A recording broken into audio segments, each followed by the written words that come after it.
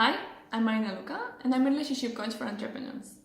I'm curious if you ever thought what are some reasons not to take care of yourself. Yesterday I had a conversation with somebody who asked me the same question and made me remember a personal situation that you maybe will relate to. I've noticed in others and in myself a long and painful way of asking for love, attention and appreciation. A month ago, my boyfriend and I were sick for some days, and I learned a very important thing from that period. But I will start with what I learned from my childhood. And for example, when I was sick, I got used that everybody took care of me. They gave me medicine, they stayed home with me, they showed appreciation and love, and so on. But this time when I was sick some days ago, I couldn't receive the same attention that I received in my childhood. Why? It's because the person who could give me those emotions, in this case my boyfriend, was sick as well. So during that period, I started not to take care much of myself. So I haven't eaten at the right hours, I haven't meditated, I haven't worn the clothes I like, etc. And after some weeks, I got better, yeah, but I continued not to take care of myself. I just worked, and at that point, I haven't understood why I was doing this.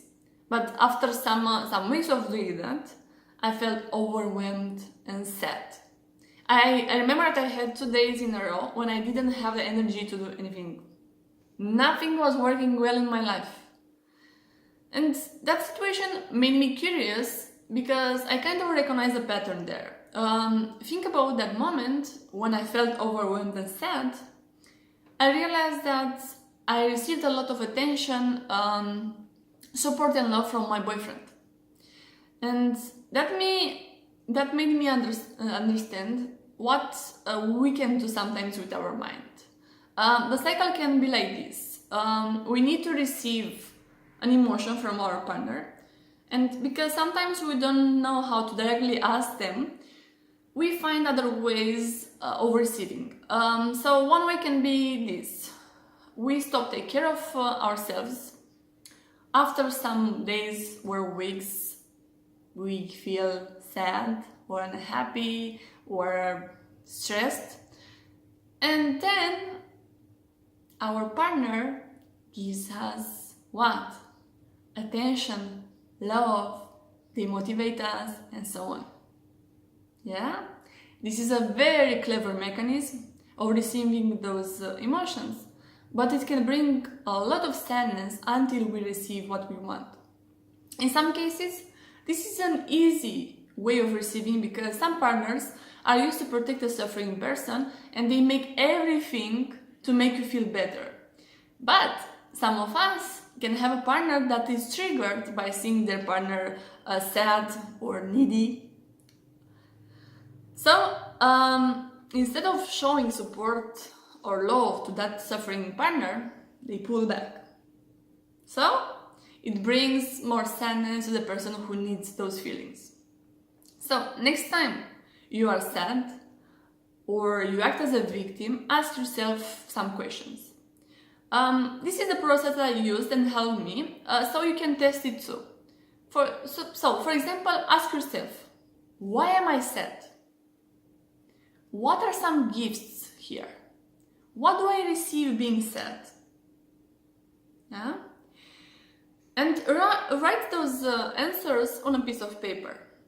For example, I wrote down, when I'm sad or stressed, my partner takes time to stay with me, tells me that I will be okay, that problem is not so big deal, so he knows that I will handle it, and that I will be okay after, I know, some hours and one day. or one day. So, can you see how many good results I receive being sad or stressed? Yes. Think about your situation and see how this is true in your case. It doesn't have to be only in your relationship. This can be in other areas too. For example, in your business. Why do you think it's difficult to delegate? What does that bring to you?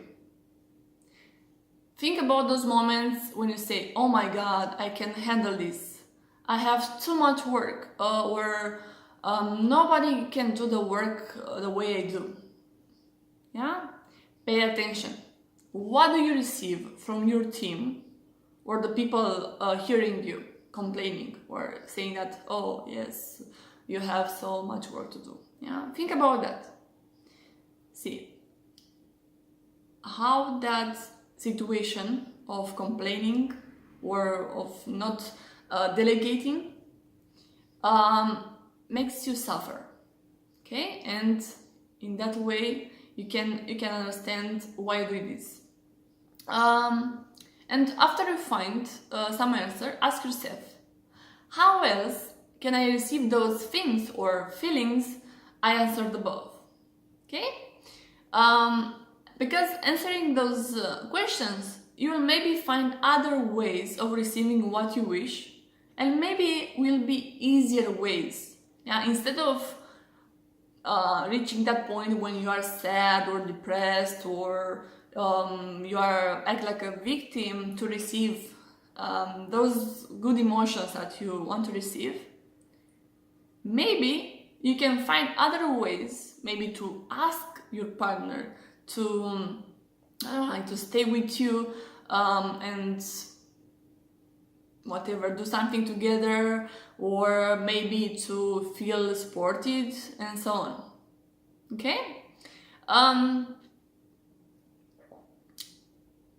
Because I also think that if you answer those questions, you also at least be aware of how this pattern influences reactions. Because you can fulfill those needs in other ways. You just have to be aware of this pattern and choose to change it if it doesn't help you anymore. Think about your situation and let me know in which areas do you find this pattern in the comments below. And if you like to find out other things about relationships, hit the subscribe button to be notified when I post another video. Thank you for your support and see you soon!